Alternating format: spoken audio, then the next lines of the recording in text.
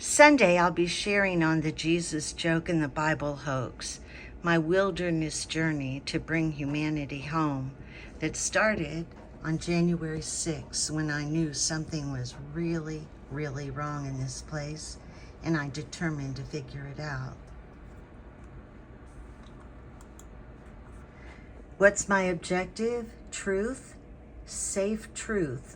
Truth that we can count on. That's what I mean by safe, that we can live by, unmanipulated by the hierarchy and twisted to fit their needs. Oh, there I am. This is just my outline. So my D-Day of no return, the day I saw the writing on the wall, and my background with John Birch Society in Salvador, capitalism and marketing, and George Washington and my grandpa's in his diary a number of times, and I have a lot of stuff related to that.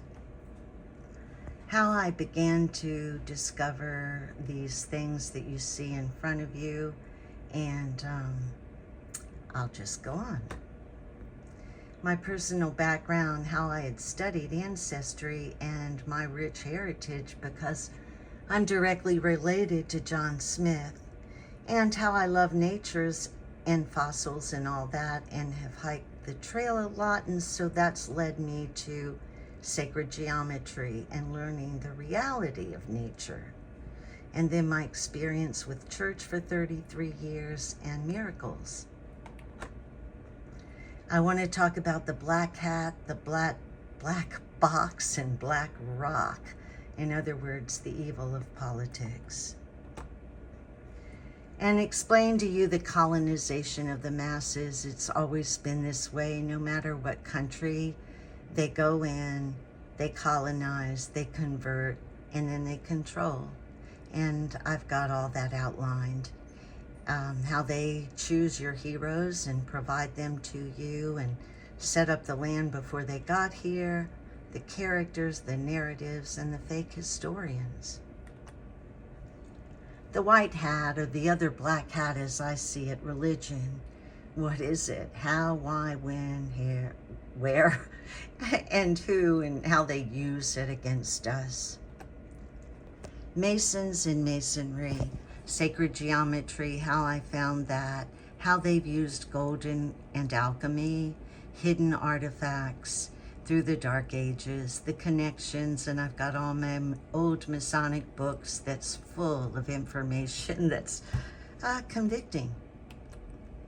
And then evolution, what it really is, how the British Industrial Revolution affected it, what evolution means, or what Darwin actually meant, which is different than I ever thought.